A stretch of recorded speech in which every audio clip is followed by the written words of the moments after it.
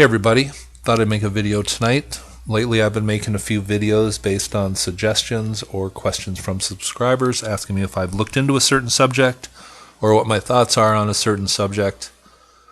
But I got a message the other day from somebody saying, oh, you just make these Orion videos, you just steal off of Danny Wilton's work, blah, blah, blah. So tonight I thought I would make a video on Orion just for that person. And this video is about a book I just got done reading. It is a very good book. It is called The Mirrors of Orion, Star Knowledge of the Ancient World. And it is by Gary David. And he left an article on this website, ancientorigins.net. And I'll leave the link below. But I liked the book so much, I just thought I'd share his article. It says this. From the 2nd and 3rd century AD, Hermetica, a dire prophecy that ultimately befell the land of the pharaohs, still haunts us today. Alas, we are in an even worse state when we are forced to ask, what gods? We mourn some pop icon, some Elvis or Michael Jackson, while texting and tweeting around the planet at lightning speed, hell-bent on oblivion. Never have we known so much about the history of human civilization, yet to continue to perpetuate barbaric acts of violence and warfare that threaten our very existence and that of our entire planet. To put it simply, we are in trouble.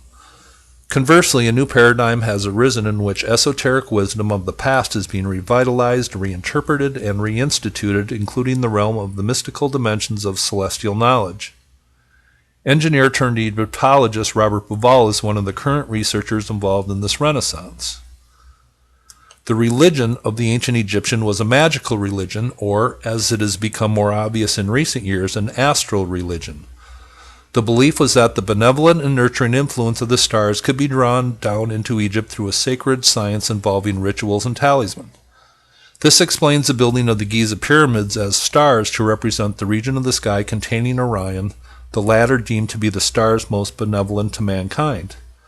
It may sound hocus pocus to us today, but I strongly suspect that the ancients could thus create sacred cosmic landscapes in which high rituals were performed that affected the spiritual aspect of initiated men and women.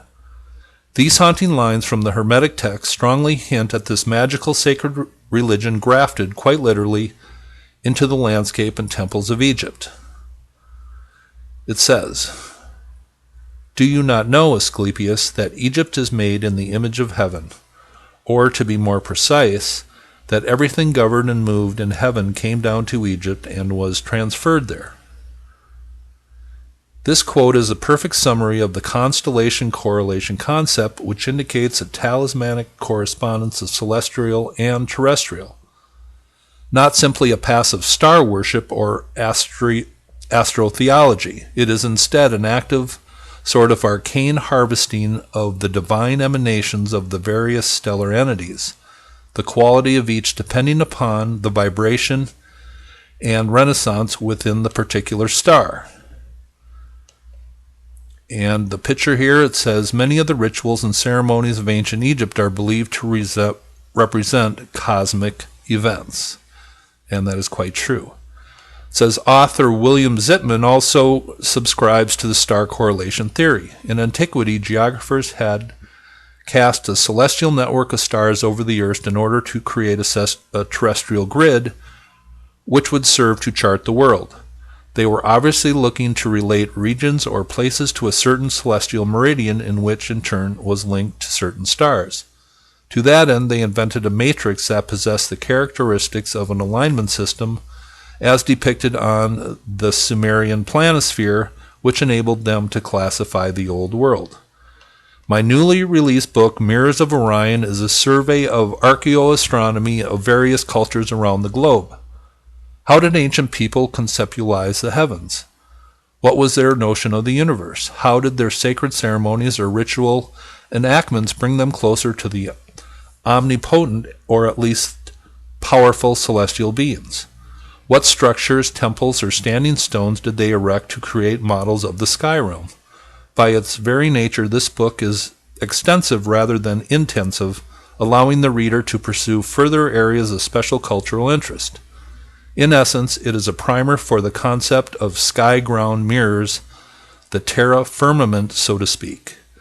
Well-known constellation correlations, such as the Orion Giza scheme, join newly discovered correspondence, such as those in Syria and Nigeria.